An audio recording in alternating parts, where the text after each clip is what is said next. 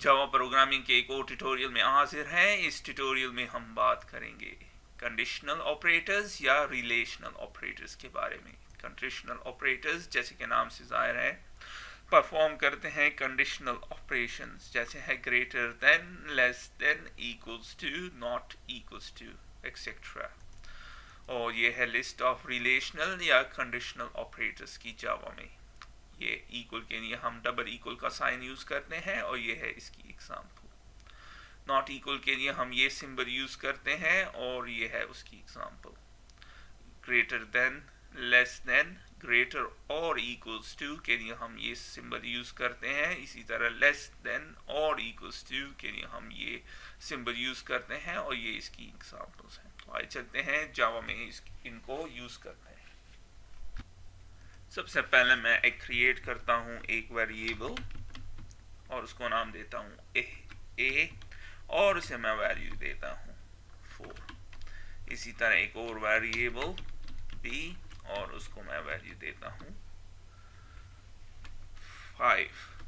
अब मैं यूज करूंगा कंडीशनल ऑपरेटर को, और कंडीशनल ऑपरेटर्स हम यूज करते हैं कंडीशंस में, और उसके लिए हम यूज करते हैं कंडीशनल स्टेटमेंट इफ।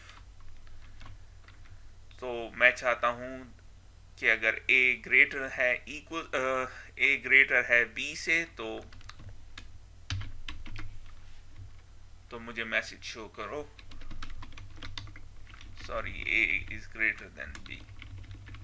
तो फिर मुझे मैसेज शो करो सिस्टम डॉट आउट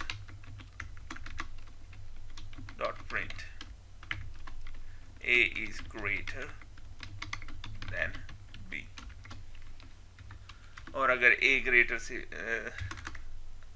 अगर तो a ग्रेटर देन b नहीं है तो फिर शो करो system dot out dot print a is less than b। ये प्रिंट। अब क्या है, मैं यूज करना चाहता हूं कंडीशनल ऑपरेटर्स, तो उसके लिए हमें कंडीशनल स्टेटमेंट की जरूरत है और उसके लिए हमारे पास है इफ स्टेटमेंट। तो मैंने क्या किया, दो वेरिएबल्स को डिक्लेयर किया और एक को नाम दिया a, दूसरे को दिया b और उनमें वैल्यूज असाइन की। और अब मैं कंडीशन चेक कर रहा हूँ कि a ग्रेटर है b से तो मुझे ये प्रिंट करके दो, और अगर नहीं है तो फिर ये प्रिंट करके दो। तो आप देख रहे हैं कि a लेस देन 5 है, तो जब हम करेंगे तो ये कह रहा है a is less than b। इसी तरह हम लेस के लिए भी यूज कर सकते हैं इसको, लेकिन अब आप देख रहे हैं कि एक मसला है। अगर हम इसको लेस के लिए यूज करें, ये कंडीशन अब ट्रू है तो, लेकिन ये हमें क्या दे रहा है, a is greater than b। तो हम इसको लेस कर देंगे डिपेंडिंग जो कंडीशन ट्रू है, और ग्रेटर देन b। तो अब ये कंडीशन ट्रू होगी तो ये हमें ये शो करेगा a is less than b। तो आपने देखा कि हम किस तरह से इसको यूज कर सकते हैं। अब एक चीज हमने और करनी है, ग्रेटर और इक्वल। अगर तो a ग्रेटर है या इक्वल है b के, तो a ग्रेटर नहीं है, इसको होना ही इक्वल है b के, तो कौन सा स्टेटमेंट ये प्रिंट करेगा, a is less than b आपके सामने। अगर आपने सिर्फ इफ का स्टेटमेंट देना है, चूंकि ये कंडीशन फॉल्स है, a ग्रेटर भी नहीं है और इक्वल भी नहीं है b के बराबर, तो कुछ प्रिंट नहीं होगा। हाँ, अगर हम इसको लेस कर देंगे तो अब ये कंडीशन ट्रू है और शो हो रहा है ये a is less than b आपके सामने है। तो सो फार मैंने greater than, less then, greater और इक्वल्स टू और लेस और इक्वल टू को यूज किया। अब यूज करते हैं इक्वल को। अगर आपने कंडीशन में इक्वल देना है तो ये नहीं है, ये गलत होगा। रन करता हूं और आप देख रहे हैं ये आपको गलत दे रहा है, एरर शो कर रहा है। तो हमने क्या करना है, कंडीशन में हमेशा इक्वल्स के लिए हम इक्वल डबल इक्वल का साइन यूज करते हैं। सिंगल इक्वल जो है वो है असाइनमेंट ऑपरेटर, जो कि हमें पिछले ट्यूटोरियल में हमने उसे सीखा था। तो अगर आपने कंडीशन देनी है if a is equals to b, अगर a इक्वल टू b है तो फिर शो करो a is equal to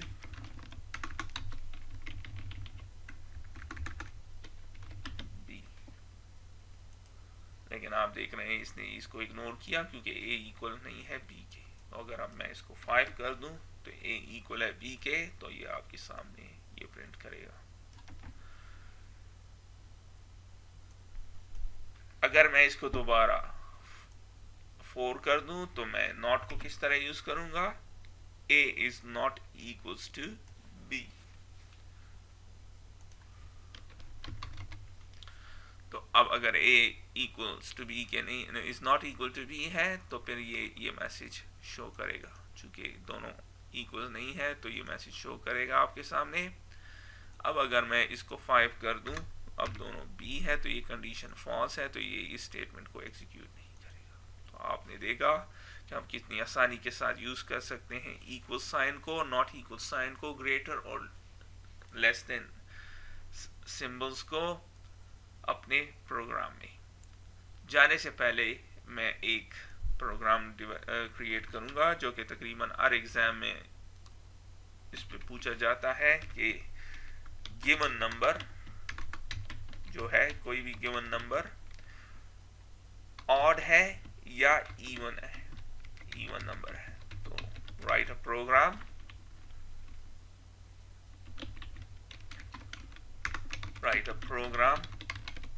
to find a given number is odd or even number। तो एक प्रोग्राम बनाओ कि जो नंबर हम इसको देंगे वो ऑड नंबर है या इवन नंबर है। तो सबसे पहले डिफाइन करते हैं। आप कोई भी प्रोग्राम नहीं बना सकते जब तक आपको पता नहीं हो प्रॉब्लम क्या है। तो प्रॉब्लम ये है कि हमने फाइंड करना है ऑड और इवन नंबर। तो उसके लिए हमें क्या करना है, हमें जानना है कि ऑड नंबर क्या है। ऑड नंबर 1, 3, 5, 7, 9 ये है ऑड नंबर। तो वो नंबर जो कि 1, 3, 7, 9, 11, 13 है तो वो है ऑड नंबर। ऑड नंबर्स हैं ये। और इवन नंबर्स क्या है,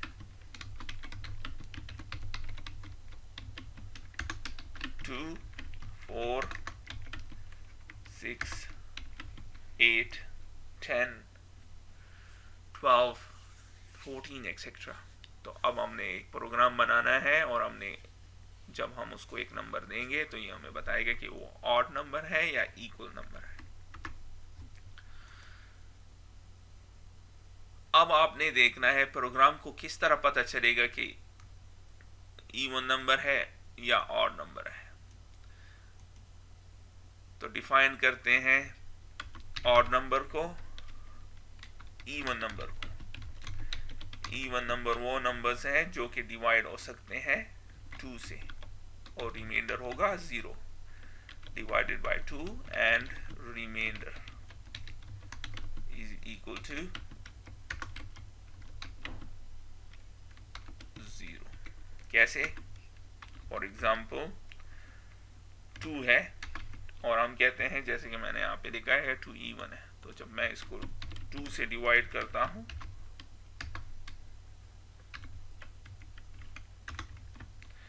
तो रिजल्ट आएगा 0।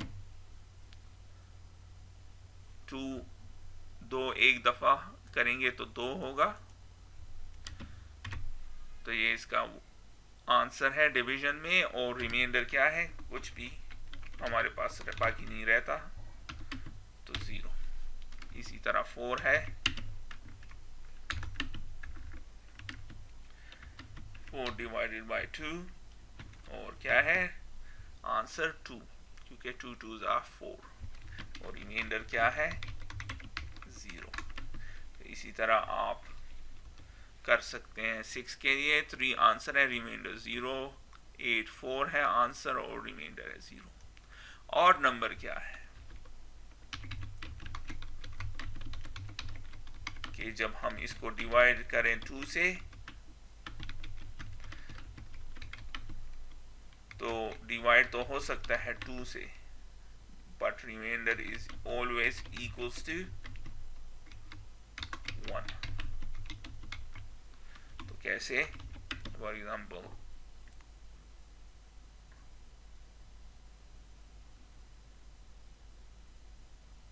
1 है तो 1 डिवाइडेड बाय 2, तो इसका ऑलवेज रिमेंबर ये 0.5 इसका रिजल्ट है, 0 है और रिमाइंडर इसका 1 है।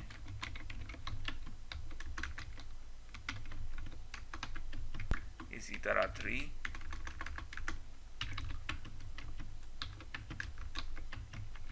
को आप 2 से डिवाइड कर सकते हैं और आंसर है 1 और रिमाइंडर क्या है 1।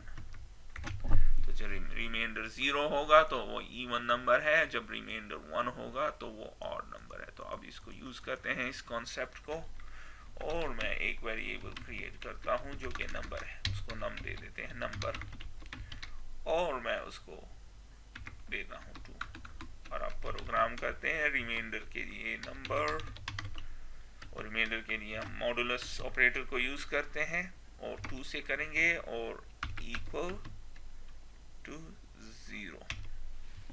तो जब हम जो भी नंबर इसको देते हैं अगर रिमाइंडर 0 है तो फिर क्या करो, प्रिंट करो system.out.print नंबर इज even, ये नंबर even है। else क्या है, system.out.print number is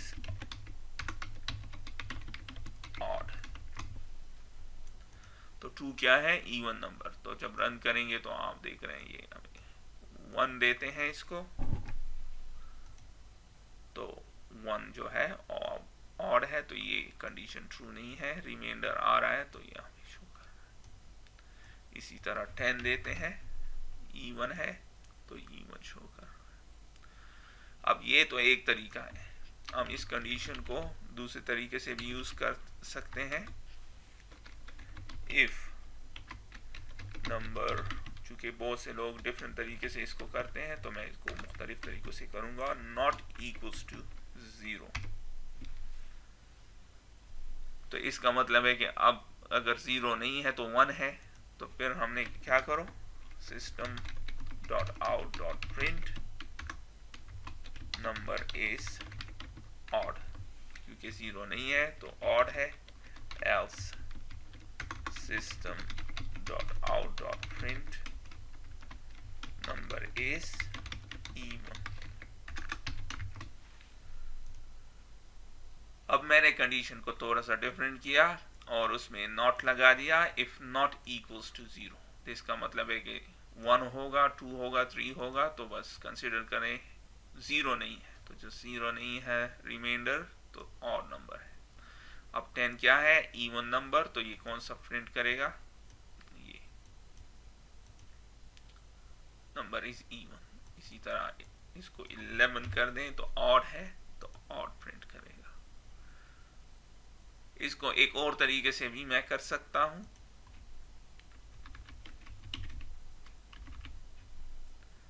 और अब की बार मैं इसको कॉपी करता हूं और कंडीशन को फर्दर चेंज कर देता हूं।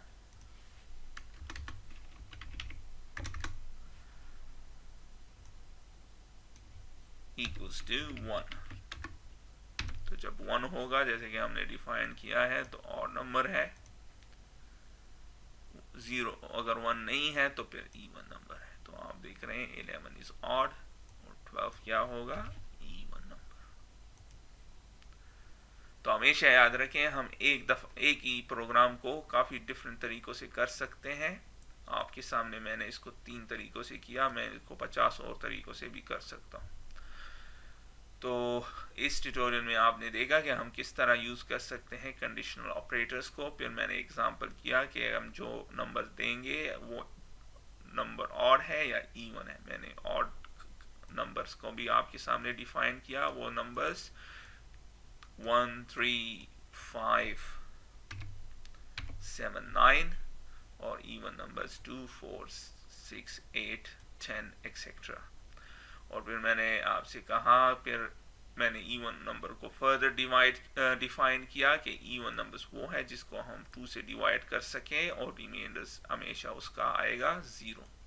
जैसे कि 2 है तो जब 2 को हम 2 से डिवाइड करेंगे तो आंसर है 1 और रिमाइंडर क्या है जो रह जाता है, इस केस में 0 है। 4 को जब हम डिवाइड करते हैं 2 तो आंसर है 2 और रिमाइंडर क्या है 0, क्योंकि कुछ भी नहीं रहता। इसी तरह ऑड नंबर जब हम उसको डिवाइड करें 2 से तो रिमाइंडर ऑलवेज आता है 1। तो 1 की मिसाल, आंसर इसकी 0 है या 0.5 और रिमाइंडर क्या है 1, जैसे कि प्रूव हो भी गया है। और इसी तरह 3 है तो 3 को जब हम 2 से डिवाइड करते हैं तो डिवाइड तो हो जाता है और आंसर है 1, लेकिन रहता क्या है रिमाइंडर 1। आपको मैथ्स आनी चाहिए वरना ये आप नहीं कर सकेंगे। तो फिर मैंने उसी पे बेस करके प्रोग्राम बनाया और फिर मैंने उस कंडीशन को काफ़ी डिफरेंट तरीक़ों से इम्प्लीमेंट किया। तो इसके साथ ही मैं इस वीडियो को ख़त्म करता हूँ, फिर मिलते हैं किसी और ट्यूटोरियल में, तब तक के लिए खुदा।